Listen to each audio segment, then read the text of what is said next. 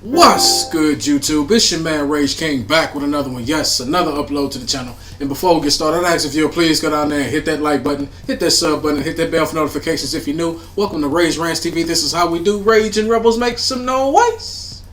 And if you're new to the crew, welcome to the Rage and Rebel Revolution. Now let's vibe. And y'all, I got to thinking. James Harden trade happened. Had some time to think about it. Had some time to sleep on it. Emotions are out the window. Now we're just left with the reality of the situation. So I got to thinking. In the time that James Harden was here in Houston, what is his legacy?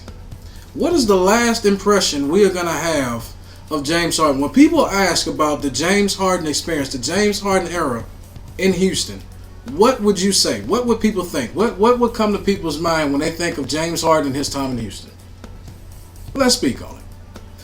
So now you look at it, you got your good, you got your bad, and you got your ugly. You know what I mean? You got your pros and you got your cons. Because you look at it, you can easily go and point to, well, James Harden, he did lead the league in points.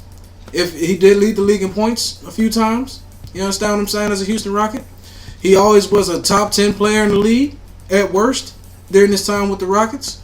He did reinvigorate the Rockets. He did make the Rockets championship contenders for the first time in a long time.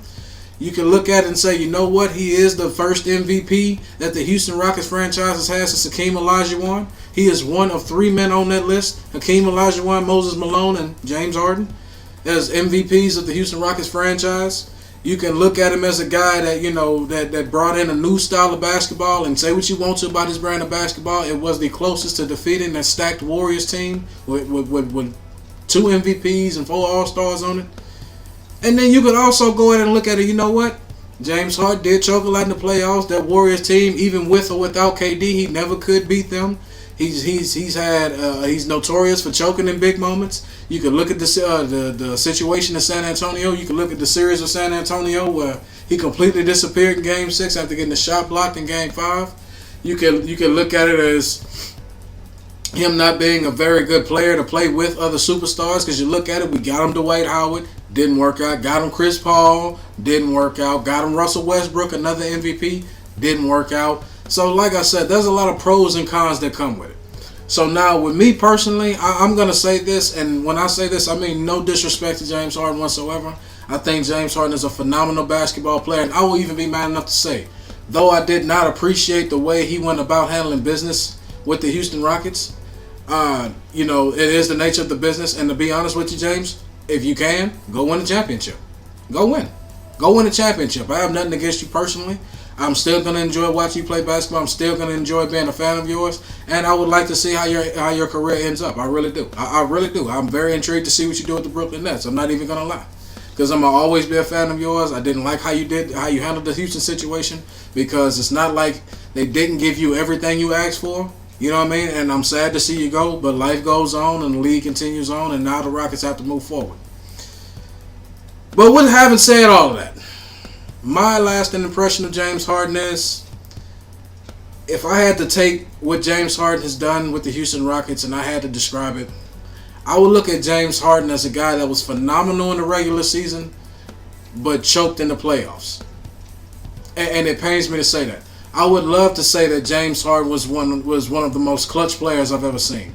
I would love to say that James Harden, he was a menace in the regular season, and as soon as the playoffs start, he's a whole nother monster. He's an absolute beast. But I didn't see that.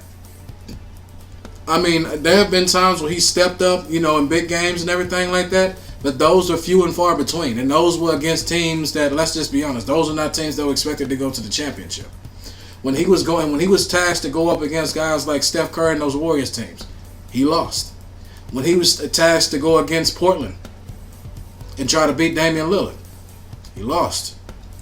When he was tasked to beat San Antonio, he lost. You understand what I'm saying? He just doesn't.